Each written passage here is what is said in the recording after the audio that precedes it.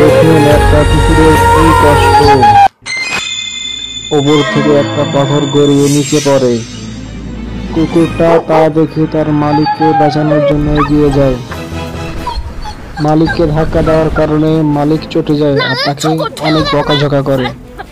কিন্তু সে যে পাথরের ভিতরে আটকে গেছিল তা দেখে না, কুকুরটা অঝরে কান্না করতে থাকে। তা দেখি বন্ধুরা আপনাদের মনে খারাপ হবে। আসলে অবলা জানোয়ারকে কেউ মূল্য দেয় না। সে তার জীবন বাজি রেখে তার মালিককে বাঁচালো। এখানকার কুকুরটার আরো অর্ধলীন অবস্থা। তার মালিকের বাচ্চা খেলনা করে, হঠাৎ করে একটা মই তার মালিকের বাচ্চাটাকে পড়তে গেলে কুকুরটা গিয়ে তাকে ধাক্কা মেরে ফেলে আর মইটা কুকুরের মাথার উপর পড়ে যায়।